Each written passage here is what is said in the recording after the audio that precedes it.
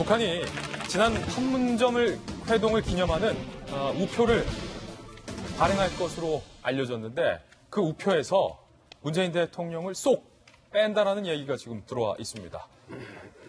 우표에서도 대통령을 패싱한다는 얘기입니다. 함께 보시죠. 문 대통령 빠진 판문점 회동 기념우표. 왜? 이런 얘기가 나와요. 판문점 회담 때는 문 대통령도 동행했지만 교도통신과 산케신문에 따르면 이 회담 기념우표에 문재인 대통령은 등장하지 않을 것이다.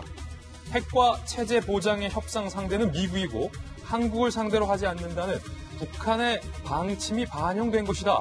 어제 평양 소식통을 인용해서 교도통신 등이 보도를 한 겁니다. 야, 지금 그렇다면 지난 베이징 대사관에 걸렸던 문재인 대통령과 김정은 위원장의 그 사진, 북한 이거 왜 내걸었던 겁니까? 지금 왼쪽에 베이징 대사관에 분명히 북한이 문재인 대통령과 김정은 위원장의 사진을 자랑스럽게 내걸었는데 결국 판문점 회동 때는 대통령을 쏙 빼고 김정은과 트럼프 이렇게만 지금 우표를 넣는다는 얘기가 되는 것이라 우표에서 북한이 문재인 대통령을 빼는 그 이유와 배경에 지금 관심이 쏠리고 있습니다. 박정하 대변인, 네. 어떻게 봐야 됩니까 이거? 글쎄요, 우리가 매번 우려하고 있는 거지만 사실은 그 북한의 속내는 지금 우리를 패싱하고 미국과 직거래하겠다라는 의도가 여러 군데에서 보여요. 그러니까 겉으로는 그 우리의 문재인 대통령을 좋아하는 듯한 혹은 형으로 맞는 듯한 이런 내색을 하고는 있지만은 실제적으로는 한국은 이제 빼버리고 미국과 직거래하겠다라는 게 지금 기념 우표에도 나와 있던 것 아닌가라는 생각이 들고요. 지난 그 트럼프 대통령의 판문점 회동을 한번 돌아보면 문재인 대통령까지 포함해서 깜짝해서 3자 정상이 움직이는 모습들을 여러분들 보셨을 거예요. 근데 행사 준비하는 과정에 보면은 우리는 계속 또 거기서도 주체에서 빠져 있는 듯한 이런 얘기가 많았었는데 이게 바로 걱정했던 부분들이 나오고 있는 거 아닌가라는 생각입니다. 한 1년 전쯤에 일본 매체가 이런 보도를 해요. 북한 김정은 위원장은 천재를 넘어 만재다. 그 이유는 뭐냐면 세계 최강이라고 하는 미국 대통령을 이렇게 막 만나고 그냥 마음대로 같이 회담할 수 있는 능력을 갖고 있었다. 그러니까 지금 우리는 한반도 중재자다, 한반도 운전자다라고 하면서 하고는 있지만 실상은 지금 일어나고 있는 남북관계의 모든 상황을 김정은 위원장은 체제 안전과 자기네 내부 단속을 위해서 그리고 김정은 위원장의 소위 말하는 PI를 위해서 다 활용하고 있는 거 아닌가라는 생각이 들거든요. 이쯤에서 그러면은 안보라는 건 한번 잘못되면 돌이킬 수 없는 거잖아요. 예. 그렇다면 우리 정부는 이 건에 대해서 어떻게 생각을 하고 있는 건지에 대해서 솔직하게 얘기를 하고 그에 대한 대책을 준비해야 되지 그냥 이렇게 마냥 내용은 아닌데 글쎄요라고 해서 넘길 일은 하지 않을까 이런 생각이 듭니다. 예, 김배은 박사님. 네. 어제 문재인 대통령을 향해서 괴뢰, 그리고 우리 감귤을 향해서 괴뢰가 보낸 전리품, 그리고 그 전에는 오지랖 넓은 중재자. 그러더니 이제는 판문점 회동에서 껴안아 놓고서 우표에서 쏙 뺀다. 괴뢰의 뜻이 뭔지 압니까? 괴뢰, 뭡니까? 괴뢰의 본 뜻은 이 꼭두각시라는 뜻이거든요. 꼭두각시. 우리가 어려서 괴뢰군 이렇게 부르기도 했는데요.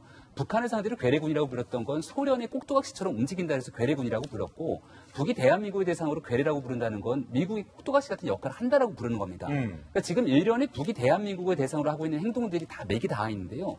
대한민국은 사실상 이 핵과 체제 보장에 대한 협상의 당사자가 아니니까 빠지라는 메시지를 줄기차게 주는 겁니다.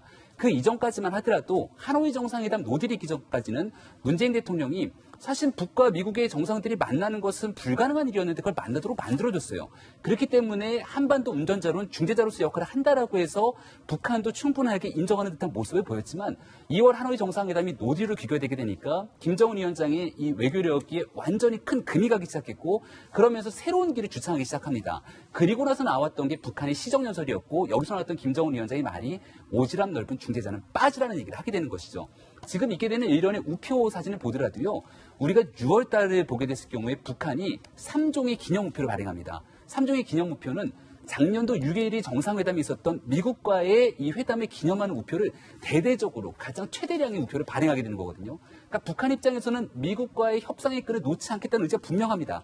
그렇기 때문에 판문점에서 트럼프 대통령을 만나기도 했고요. 예. 하지만 그러는 과정에서도 대한민국을 대상으로는 협상의 당사자가 아니기 때문에 한마디의 얘기도 이어가지 않겠다라고 하는 모습을 보이고 있는데 이게 정말 위험천만한 일입니다.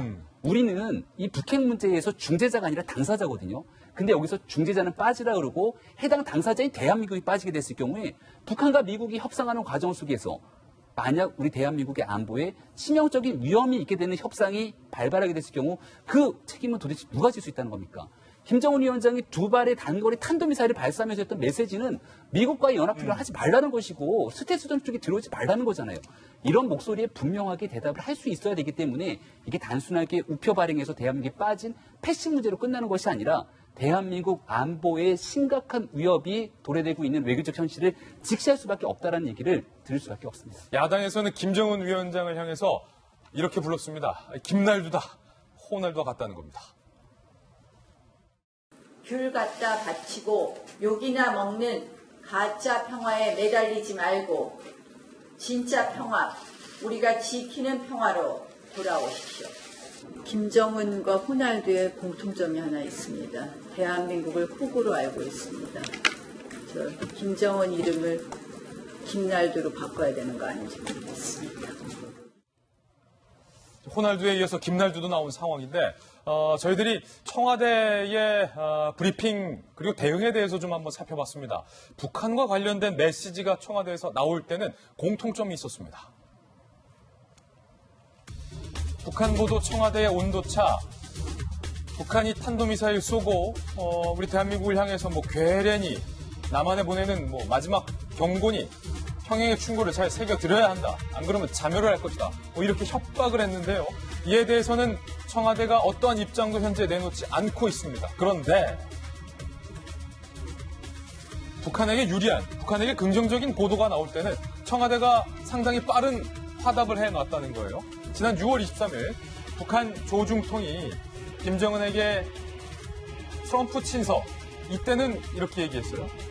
북미 대화의 모멘텀 긍정적으로 평가한다라고 빠르게 고민정 대변인이 입장을 내놨습니다. 그리고 이런 북한에 대한 어떤 비판적인 보도가 나왔을 때도 청와대가 발빠르게 대응했다는 거예요. 지난해 8월 북한 석탄을 밀반입했다는 의혹과 관련돼서 미국이 우리를 신뢰하는데 그 석탄 들어올 수도 있지. 언론의 부정적 보도가 이해 불가능하다라고 북한과 분리하거나 북한에게 유리한 이슈에는 빠르게 화답을 하지만 북한이 대한민국을 도발할 때는 대응을 안 하고 있는 패턴이 지금 읽히고 있습니다. 박정환 대변인, 이건 어떻게 봐야 돼요?